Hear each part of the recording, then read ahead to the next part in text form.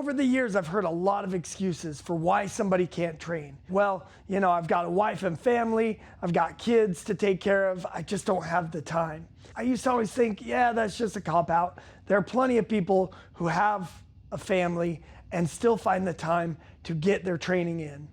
And then about 4 years ago, I became a dad, and suddenly I was facing the same problem. I've had to change a lot of things in order to make sure that I'm still training regularly.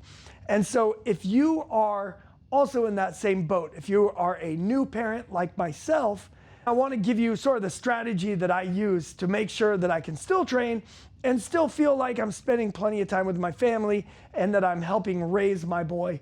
I am very much a family person.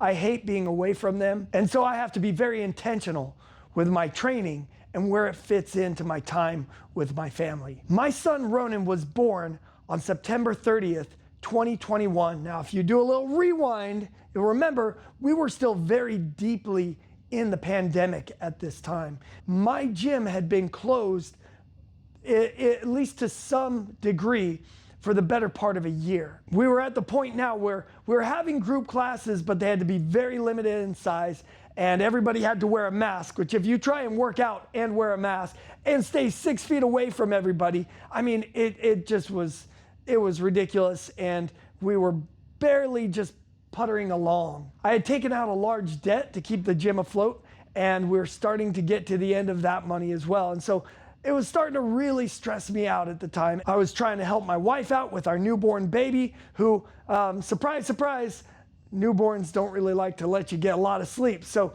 it felt like I was operating on barely any sleep, trying to keep the gym afloat and still put in the time to take care of my son so my wife could also get some sleep and be able to handle the job of being a new mother. And so the last thing I wanted to do was train. And any escape to go train would have felt like a massive take on my wife and my son anyway. I was approaching 40 years old. I was starting to get fat. I went from 180 pounds at my lowest right before my son was born to I've gotten as high up as 220. So a 40-pound increase, a very sexy 40, I must say. That first year was extremely rough. And honestly, if you're in that first year and you don't have the motivation, the drive, the desire to train, I would say be okay with that. Allow yourself to get through the year however you need to. But one of the ahas that I had was that if I'm only operating at 70% of my best, then if I'm giving my family 100% of myself, I'm still only giving them 70%.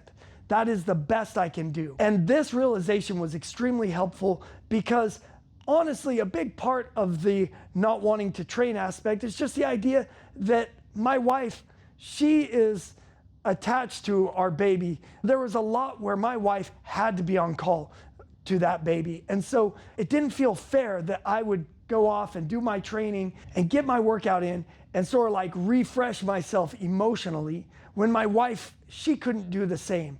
Or at least it was a lot harder for her to do anything like that. And so I felt guilty. So that was the mindset shift number one. If I can renew myself, then my wife always has me there functioning at 100% to help her. Now, another mindset shift came because getting back into training, honestly, I felt really embarrassed. I was out of shape. I had lost a lot of my coordination, a lot of my timing. Also, I felt defeated internally, knowing how good I had been and just watching that fall off and knowing that I was gonna have to rebuild it. I was gonna have to start from a place that I had overcome a long time ago. And so one of the things that really helped me during the first year of getting back into training was online training. And I love that we live in a day and age where that is very accessible. There's a website called Dynamic Striking, and I went on there and bought courses from some of my favorite coaches, guys who had coached some of my favorite fighters. And I would design home workouts for myself. And by doing the workouts at home, I could train whenever I wanted. I didn't have to worry about the travel time to and from. I didn't have to worry about schedules aligning. I would do 10 rounds, 2 minutes per round with a 1 minute rest. And so that was a 30-minute workout. And another thing I loved about the flexibility of home training was that on some days I would do 3 rounds and then help my wife with the kid, and then go do another 3 rounds and then help my wife with the kid, and then do the remaining 4 later. So I could even break it up. So I didn't have traffic. I didn't have to align my schedule perfectly, and I could break the workouts up as I needed to. So it just made it so much easier, especially during a time, and you know, a 4-year-old is still pretty unpredictable, but during that first couple of years, man, there's just so many unknowns around being able to train. And so the online training really helped. Now, I didn't mind creating workouts from these courses, but they're not really designed for home training. A lot of them are designed for partner work. And so I would actually recommend finding courses that are made for home training. It's actually one of the things I want to build with this YouTube channel, because I found this so helpful for me. I want to build courses for those who are stuck training at home to help you guys out. So by the time you watch this video, maybe I have some out. But until then, right now, I just finished a course by Sean Fagan. And he has a heavy bag course. And that, so far, that's been the most impressive one that I've come across. There's also a guy that runs precision boxing.